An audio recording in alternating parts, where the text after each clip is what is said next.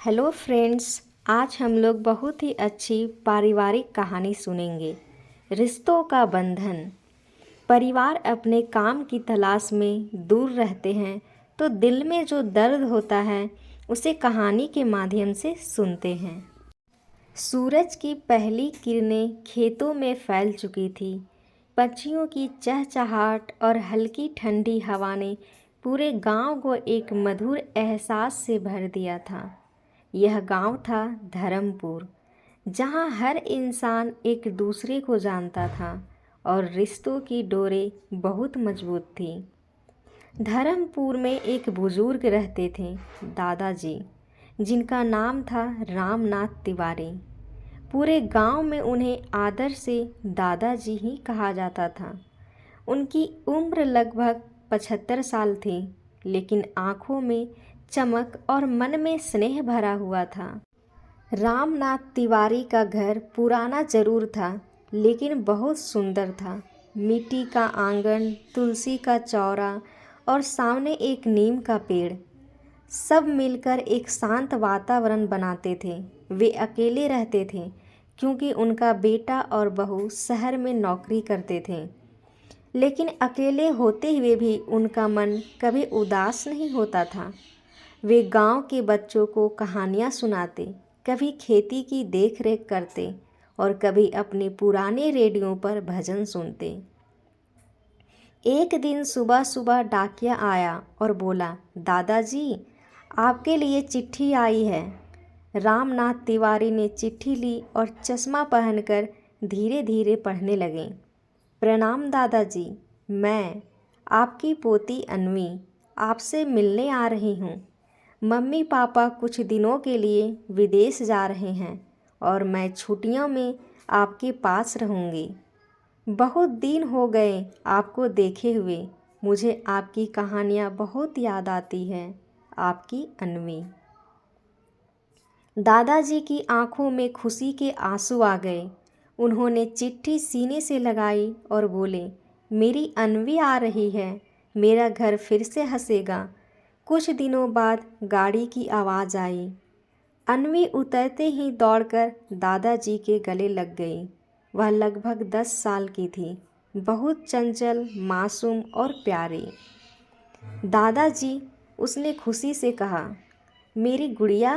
दादाजी ने उसे गोद में उठा लिया। अन्वी पहली बार गांव आई थी। उसे सब कुछ नया नया लग रहा था। खेत, बैल, कुआं, मंदिर की घंटियां और गांव के लोग। दादाजी ने अन्वी को घर घुमाया, आंगन में तुलसी को जल चढ़ाया, फिर उसे गांव के बच्चों से मिलवाया। शाम को जब सूरज ढल रहा था, दादाजी ने चारपाई बिछाई और अन्वी से कहा, अब तुझे एक कहानी सुनाता हूँ। अन्वी मुस्कुराई और बोली, हाँ दादाजी, मेरी पसंदीदा कहानी। बहुत समय पहले की बात है, दादाजी ने कहना शुरू किया। एक राजा था, बहुत बड़ा और शक्तिशाली, पर उसकी सबसे बड़ी ताकत थी उसकी दादी।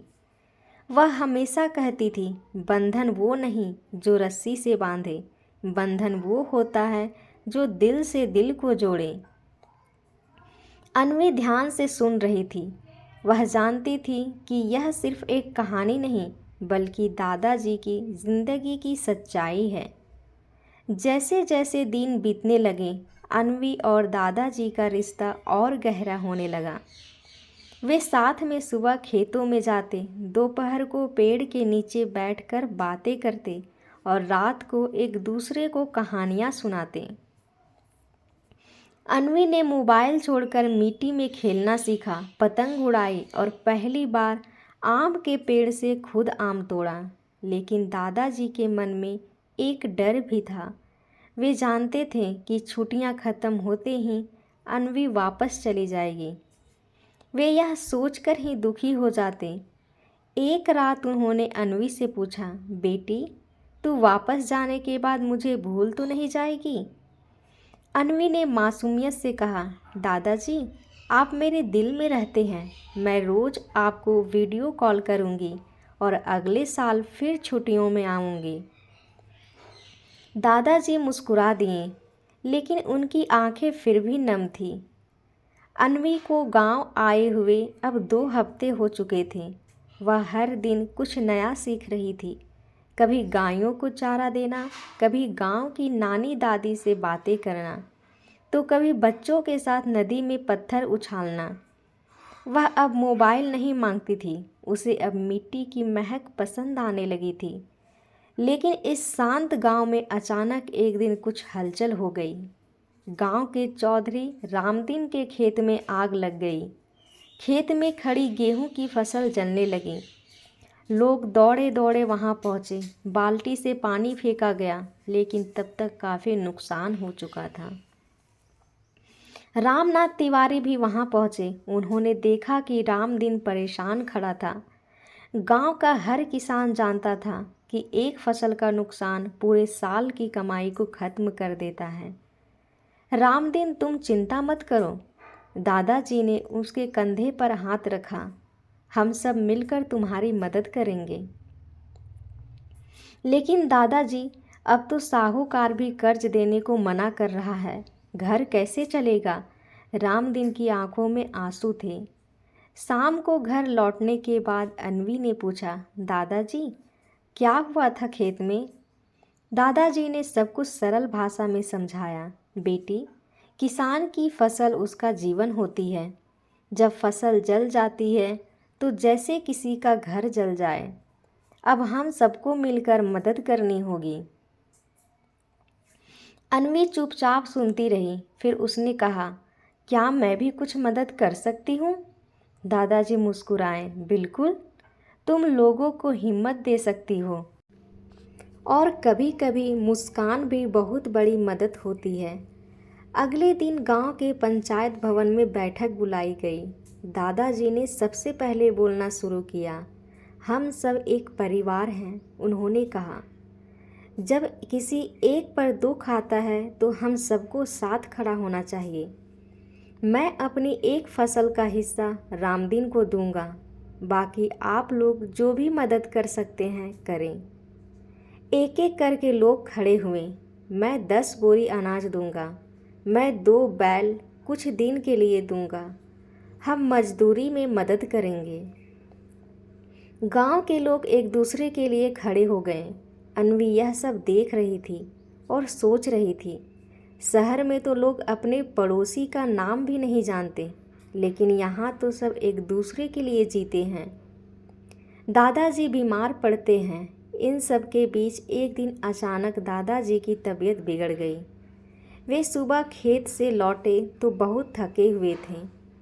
दोपहर में उन्हें बुखार आ गया। रात होते होते उनका शरीर कांपने लगा। अन्वी डर गई। उसने तुरंत पड़ोसी को बुलाया। गांव के वैद्य जी आए और बोले, शरीर में कमजोरी है, चिंता मत करो, लेकिन इन्हें अब आराम की ज़रूरत है। अन्वी ने पहली बार दादाजी को इतना कमज़ोर देखा। वह उनके पास बैठी रही, हाथ पकड़कर। दादाजी, आप जल्दी ठीक हो जाइए, उसने धीरे से कहा। दादाजी ने हल्की मुस्कान दी। तेरा साथ है बेटी, मैं जल्दी ठीक हो जाऊंगा। अब घर की सारी जिम्मेदारी अन्वी पर आ गई थी। वह वैद्य जी की बताई दवाएं समय पर देती, चाय बनाकर लाती और रोज तुलसी में जल चढ़ाती। पड़ोस की चाची उसे देखकर बोली, अरे वाह, अन्वी तो अब पूरी गांव वाली बिटिया बन गई है। अन्वी मुस्कुराई और बोली, मैंने दादाजी से सीखा है, अपना मानो तभी बंधन बनते हैं। कुछ दिनों बाद दादाजी की तबीयत ठीक होने लगी, लेकिन उसी समय एक चिट्ठी आई अन्वी की माँ पापा की तरफ से। अन्वी, अब तुम्हारी छुट्टियाँ ख़त्म हो रही है, हम जल्द ही लौट रहे हैं और तुम्हें स्कूल भी जाना है, तैयार रहो, हम तुम्हें लेने आ रहे हैं। अन्वी यह चिट्ठी पढ़कर चुप हो गई। दादाजी ने मुस्कुराकर कहा, जाना तो तुझे है ही, पढ़ाई भी ज़रूरी है, लेकिन वादा कर हर साल छुट्टियों में आएगी। अन्वी की आंखों में आंसू थे। दादाजी, क्या आप भी मेरे साथ शहर चलेंगे? दादाजी ने सिर हिलाया। बेटी, मेरी ज़मीन, मेरा नीम का पेड़ और ये गांव मेरा परिवार है। मैं यहीं खुश हूँ। लेकिन तू जहाँ भी रहे, मेरा प्यार तेरे साथ रहेगा। जिस दिन अन्वी को जाना था, पूरा गांव उसे विदा करने आया। बच्चों ने उसे फूल दिए, दादी माँ ने मिठाई खिलाई और रामदीन ने अपनी नई फसल से एक गट्ठर दादाजी को भेंट में दिया।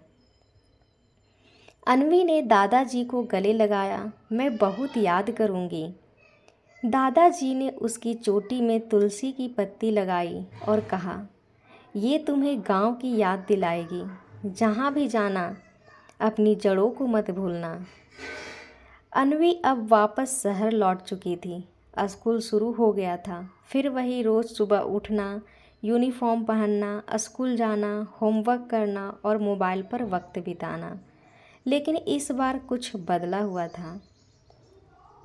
उसके कमरे की दीवारें पर अब एक तस्वीर थी जिसमें वह और दादाजी आम के पेड़ के नीचे बैठे मुस्कुरा रहे थे। एक कोने में तुलसी की पत्ती सुखाई हुई रखी थी और हर रात सोने से पहले अन्वी दादाजी को वीडियो कॉल करती थी। दादाजी, आपने दोपहर को दवा ली? अन्वी हर दिन पूछती। हाँ हाँ, तेरी दादी की कसम, सब टाइम से लिया। दादाजी मुस्कुराते। और खेत में क्या लगाया आपने? इस बार मूंग बोया है। अब की बार आएगी तो खेत में हरा हरा देखेगी। अन्वी ने स्कूल में नई नई बातें सीखी थी। कंप्यूटर, अंग्रेजी कविताएं और नई टेक्नोलॉजी। वह दादाजी को भी बताती। दादाजी, अब गांव में भी इंटरनेट लगवा लीजिए ना, तब हम और बातें कर सकेंगे। दादाजी बोले, तेरी बात पर अब गांव में भी बदलाव आएगा बेटी। पर धीरे धीरे शहर की दौड़ में अन्वी का समय कम होता गया। स्कूल का प्रोजेक्ट, ट्यूशन क्लासेस, फिर मोबाइल गेम्स और कॉल्स की संख्या घटने लगी। एक दिन दादाजी ने सुबह सुबह फ़ोन किया। अन्वी ने नहीं उठाया। दूसरे दिन उन्होंने फिर कॉल किया। तब अन्वी ने जल्दी से कहा, दादाजी माफ़ कीजिए, बहुत व्यस्त थे। आज प्रोजेक्ट सबमिट करना था। कोई बात नहीं बेटी, दादाजी बोले, लेकिन उनके स्वर में थोड़ी उदासी थी। एक दिन अन्वी को स्कूल से लौटकर एक चिट्ठी मिली। खोलकर देखा तो दादाजी का हाथ से लिखा पत्र था।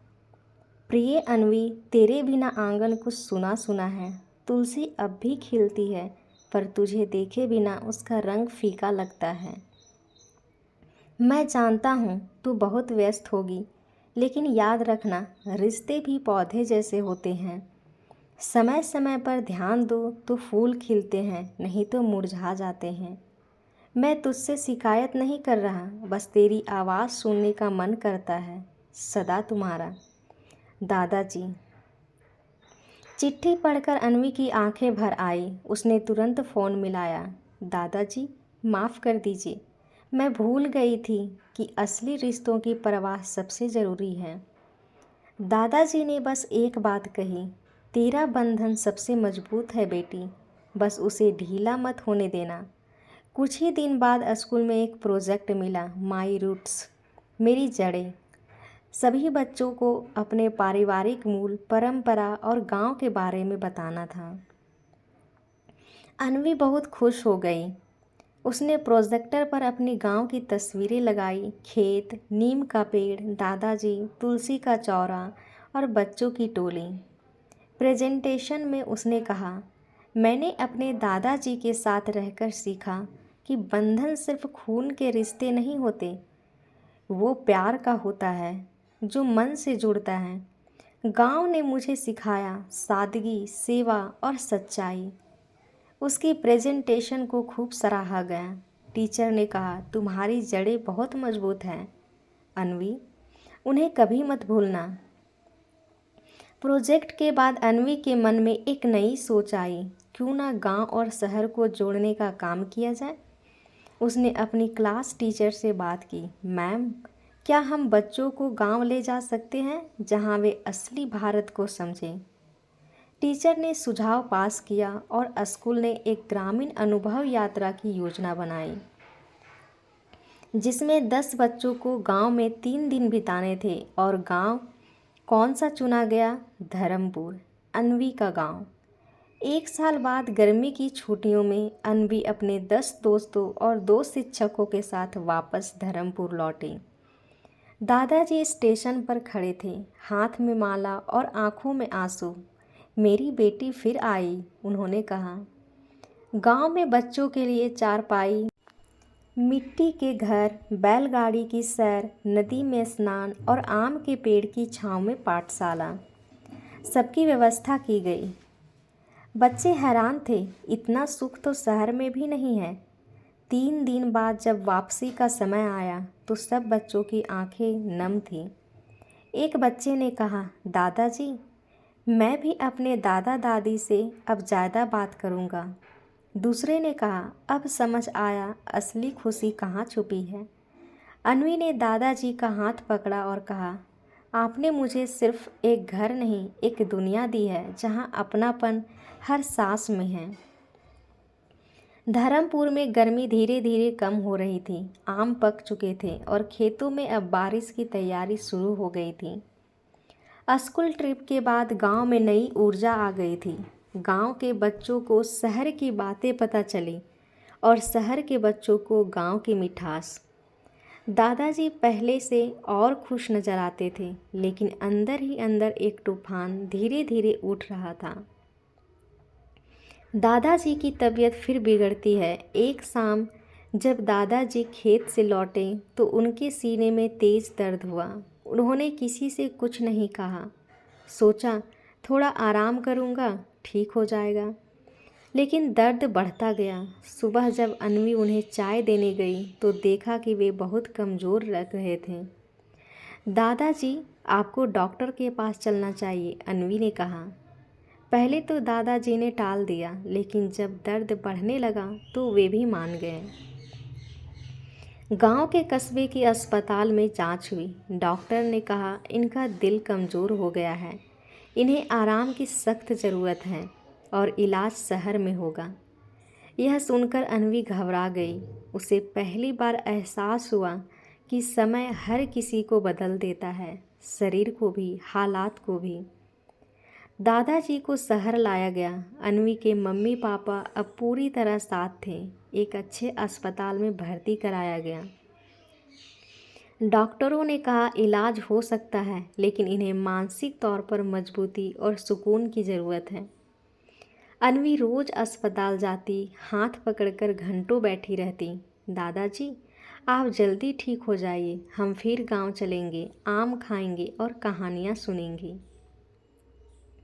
दादाजी धीरे से मुस्कुराते, तेरे सपनों के लिए जीना है बेटी, मैं हार नहीं मानूंगा। इलाज लंबा चला। दवाओं, रिपोर्ट्स, मशीनों की आवाज़ें अन्वी को अब परेशान करती थीं, पर वह हर दिन दादाजी के पास बैठती। वह अब छोटी बच्ची नहीं रही थी। वह खुद से दादाजी की दवाएं संभालती, रिपोर्ट्स पढ़ती और डॉक्टर से सवाल करती। डॉक्टर एक दिन बोले, आपकी पोती तो छोटी डॉक्टर बन गई है। दादाजी बोले, नहीं, यह तो मेरी ताकत है। धर्मपुर में जब लोगों को खबर मिली कि रामनाथ तिवारी अस्पताल में है तो सब चिंता में पड़ गए। मंदिर में विशेष पूजा हुई।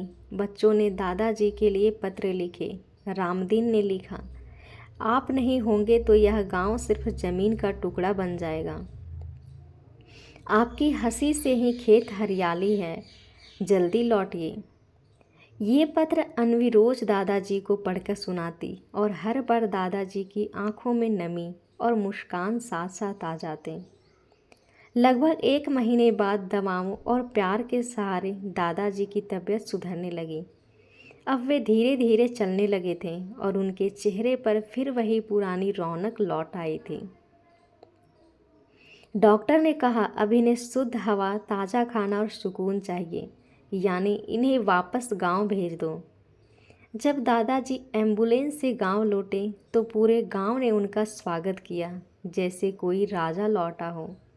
फूलों की माला, बच्चों की टोली और नीम के पेड़ पर लहराते झूले। अन्वी ने कहा, देखा दादाजी, सबको आपके बिना चैन नहीं है।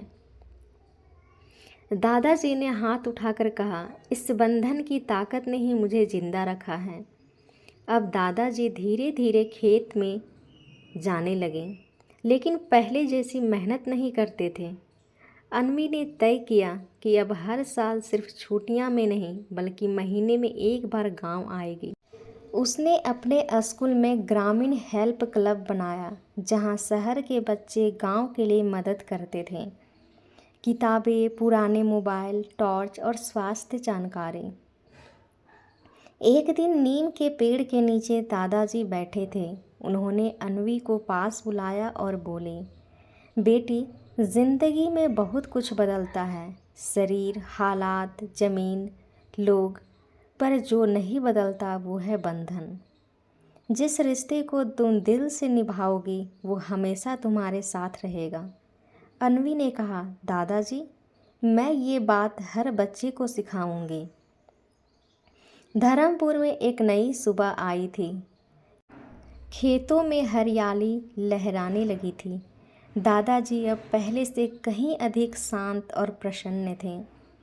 अन्वी की लगातार देखभाल और गांव के प्यार ने उन्हें फिर से ज़िंदगी दी थी।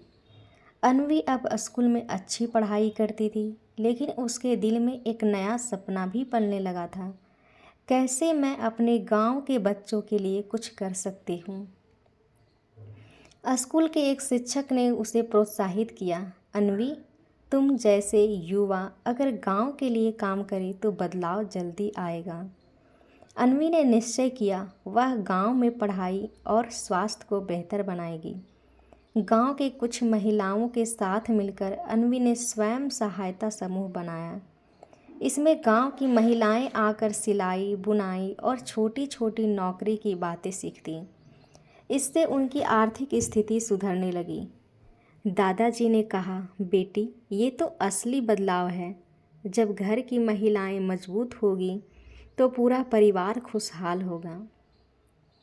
एक शाम अन्वी दादाजी से बोली, दादाजी, आपने जो भी बातें मुझे सिखाई, क्या मैं उन्हें लिखूं ताकि और बच्चे भी सीख सकें? दादाजी ने मुस्कुराकर कहा, बिल्कुल बेटी, हमारी कहानियाँ हमारे संस्कार हैं, उन्हें संभाल कर रखना ताकि अगली पीढ़ी उन्हें पढ़े। अन्वी ने दादाजी की बातें लिखनी शुरू कर दी। गांव के जीवन की सादगी, प्रेम की महत्ता और रिश्तों की ताकत। स्कूल में एक दिन अन्वी ने गांव की कहानियाँ पर एक नाटक भी बनाया। सारे बच्चे उसमें भाग लिए। नाटक देखकर कई बच्चे और उनके अभिभावक भावुक हो गए। टीचर ने कहा, ये नाटक सिर्फ मनोरंजन नहीं बल्कि सीखने का एक माध्यम है। अन्वी, तुम्हारा यह प्रयास सराहनीय है। अगले साल जब फिर गर्मी की छुट्टियां आईं तो अन्वी अपने साथ स्कूल के कई बच्चों को लेकर गांव आई। दादाजी ने उन्हें खुश होकर बताया, देखो कितने बच्चे हमारी मिट्टी से जुड़ने आए हैं। उन बच्चों ने गांव के खेतों में काम किया, मिट्टी में हाथ लगाए और गांव के बुजुर्गों से बातें की। उनमें से एक बच्चे ने कहा, मैंने पहली बार सीखा कि असली बंधन पैसों या मोबाइल से नहीं बल्कि दिल से होता है। कई वर्षों बाद जब दादाजी वृद्ध हो गए और उनका शरीर धीरे धीरे थकने लगा, तब भी उनका मन खुश था। एक दिन उन्होंने अन्वी को गले लगाते हुए कहा, बेटी, तुम्हारे साथ ये बंधन मेरे लिए सबसे बड़ा वरदान है। इसे हमेशा संभाल के रखना। अन्वी ने आंसुओं के बीच कहा, मैं वादा करती हूँ दादाजी, ये बंधन कभी टूटने नहीं दूंगी। दोस्तों, आप अपने काम के लिए कहीं भी रहें, पर अपने परिवार से मिलने ज़रूर आवें। बच्चों से मिलकर माता पिता को सुकून लगता है। अगर आपको ये कहानी अच्छी लगी होगी तो मेरे चैनल को लाइक, सब्सक्राइब एंड शेयर करें। Thank you.